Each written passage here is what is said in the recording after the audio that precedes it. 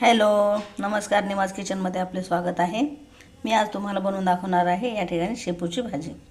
त्यासाठी मी एक कांदा कापून घेतला, एक टोमॅटो कापून घेतलं आहे आणि 7-8 हिरव्या मिरच्या कापून घेतल्यात. आता फोडणीसाठी तेल, या भाजीला तेल थोडं जास्तच लागतं, त्यामुळं थोडं जास्त तेल टाकायचं.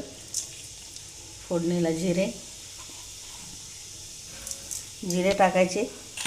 जिऱ्यानंतर जिरे चांगले तडतडले, हिरवी मिरची टाकायची. हिरवी मिरची टाकली लगेच कांदा टाकायचा. चांगलं परतून घ्यायचं. त्याच्यासाठी मुगाची डाळ पण घेतली, मी थोडं पाण्यात भिजू घातलेली आहे. चांगलं आता कांदा आणि मिरची चांगली परतून द्यायची. मग नंतर त्याच्यामध्ये टमाटर टाकायचं. बघा तुम्ही, मसाला छान परतला. आता टोमॅटो टाका.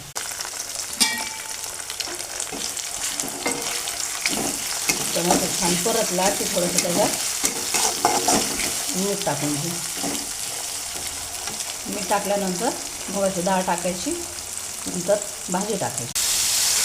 बघा, मुगाची डाळ टाकली, चवीनुसार मीठ पण टाकलं.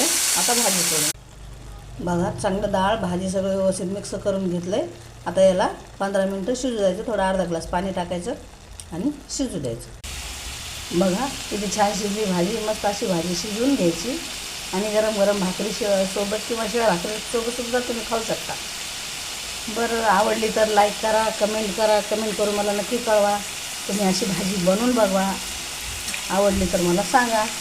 लाईक आणि शेअर करा. ठीक आहे, बाय. अशा गरम गरम भाकरीसोबत